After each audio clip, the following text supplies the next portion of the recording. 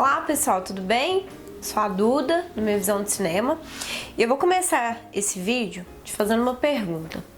Em quantas heroínas solo as mulheres e até mesmo os homens podiam se inspirar no seu dia a dia? Eu sei que você vai começar a me falar sobre a Mulher Maravilha, mas tem alguma outra? Não, né? Pois é. Se a gente for parar para pensar na quantidade de super-heróis solo em relação à quantidade de super-heroínas solo em qualquer universo, tanto da Marvel quanto da DC, a gente fica surpreso enquanto essa relação é desproporcional. Só na Marvel nós temos relacionados no cinema 9 super-heróis solo, enquanto só agora nós temos uma super-heroína solo. Esse filme, ele se torna um marco não somente no cinema, mas também na história, por trazer uma super-heroína feminina, diferente daquilo que a gente tinha aí no cinema, que era a Mulher Maravilha, que já estava um pouco batido, e agora a gente tem uma revolução nessa área. Com uma estreia avassaladora, não somente aqui no Brasil, mas no mundo todo, o filme estreou nos cinemas estrategicamente no dia 8 de março, que é o Dia Internacional da Mulher. Aqui no Brasil estreou um dia antes. Estrategicamente porque hoje nós vemos que a sociedade está mudando um pouquinho o pensamento, com essa questão do feminismo muito em voga, essa questão também da hashtag MeToo. Então, claro que a indústria cinematográfica ela vai olhar para isso, mas como eu tinha dito anteriormente, lá na minha crítica, depois você dá uma olhadinha no site sobre o filme Pantera Negra, por que não lucrar com todos os públicos? Por que não fazer com que todos os públicos sejam representados? O filme foi dirigido, produzido e roteirizado por mulheres. Então, assim, passa tranquilamente pelo teste de Bechdel. A gente vai deixar uns links aqui na descrição para depois você pesquisar e saber do que se trata esse teste. Ele é muito importante para poder determinar a importância da mulher nas representações cinematográficas. A gente vai ver na história a personagem da Brie Larson, a Vers, né? No início ela é chamada de Vers e depois a gente vai entender o porquê disso. E aí a Vers ela vai desenvolver o seu potencial, reconhecendo as falhas que ela tem e abandonando tudo aquilo que não faz com que ela evolua. E a gente pode fazer um paralelo, e ao longo do filme a gente percebe isso muito, muito nítido, principalmente para aquelas pessoas que já tiveram ou têm ou estão, né, num relacionamento abusivo. E o relacionamento abusivo ele contribui muito para a nossa baixa de autoestima. O relacionamento abusivo ele acaba nos mantendo estagnados, e a gente vê isso muito forte, claro que não abertamente, não uma coisa muito escancarada, mas a gente vê isso muito forte no filme, né? Tem um determinado personagem que acaba trazendo a Vers, que é a Carol Danvers. A gente vai, né, isso aí no filme vai ser mais bem explicado, mas joga muito ela para baixo. E a gente pode fazer um comparativo disso com o relacionamento abusivo. A gente pode destacar nesse filme que não há aquela necessidade de enfiar um relacionamento amoroso. Você vai ver que a personagem da Brie Larson não tem um relacionamento amoroso, diferente do filme da Patty Jenkins, né, da Mulher Maravilha, que a Mulher Maravilha tem um interesse amoroso e a pessoa pode falar, mas o que tem? Não tem nada a ver, só que é muito melhor quando não tem essa necessidade, porque a mulher não tem essa necessidade de ter um relacionamento para poder se sentir completa. Não precisa disso. A gente vai ver no filme, a gente percebe isso muito claro, que a Capitã Marvel, ela não tem essa necessidade. Ela tem uma missão tão mais forte, tão maior do que ela simplesmente abandona isso de lado e foca no que é a missão dela. né? Ela tem problemas maiores do que esse para poder resolver.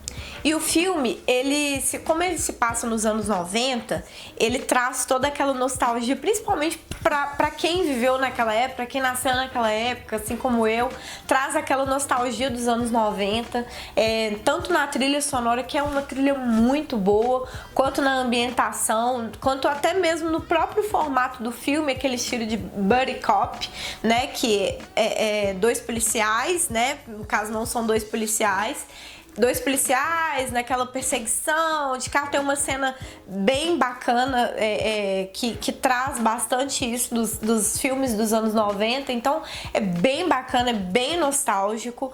Para a maioria dos fãs vai ser, e para quem não é dessa época, né, para quem é um pouco mais novo, ou até para quem é um pouco antes dessa época, vai se identificar, porque traz isso de uma forma muito divertida.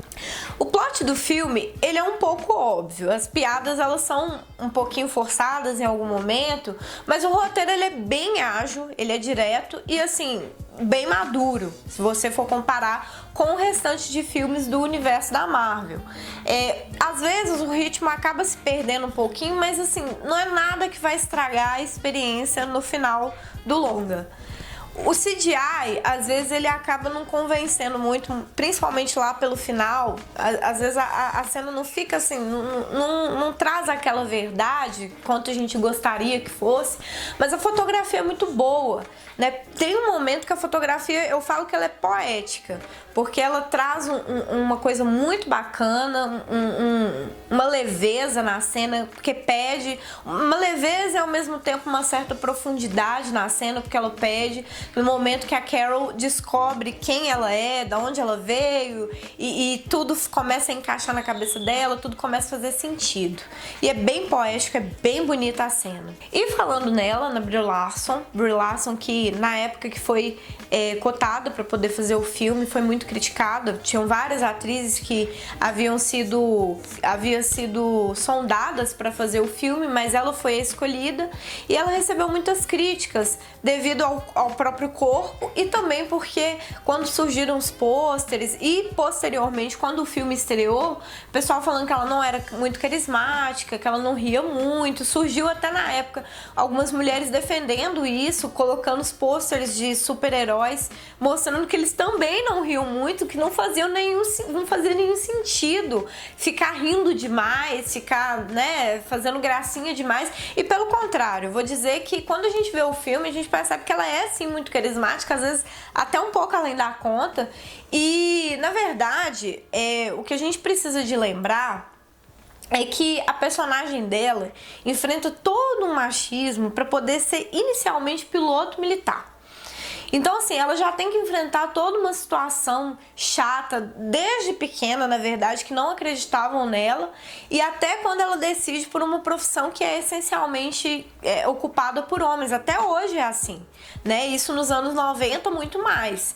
Então, se a gente for parar pra pensar que uma mulher tem que ficar rindo e abrindo a boca e ela já tem que enfrentar uma luta diária, ter que o tempo todo se provar, se colocar à prova, não faz muito sentido. E ela sendo uma heroína que tem que lidar com questões muito maiores do que ela, faz mais sentido ainda.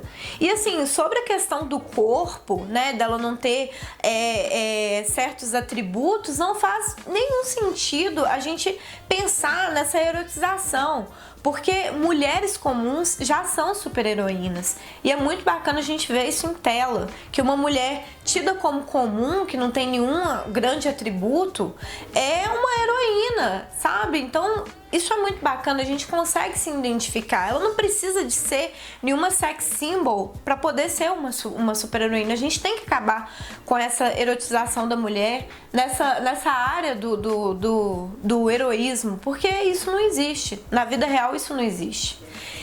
Os outros, eles não se destacam tanto. Talvez um maior destaque aí fica pro Jude Law, no personagem dele, mas mesmo assim nada tão grandioso. E infelizmente eu fiquei muito triste quando a Annette Bening foi escalada, mas quando você vê ela em cenas, a gente fica um pouco triste, porque é um grande potencial que foi desperdiçado, né, que foi mal aproveitado. Assim, esse que foi um dos filmes mais aguardados de 2019, estreia não somente em grande estilo, mas também sendo um ótimo filme de origem por MCU, porque quando a gente vê Capitã Marvel em ação, a gente fica pensando, Thanos se segura porque a Capitã é cabulosa. Então, assim, a gente percebe que, além disso tudo, o filme é uma representação poderosa do universo feminino e uma grande inspiração para uma legião de fãs. Não só fãs mais velhos e fãs mais velhas, mas também a nova geração que está por vir.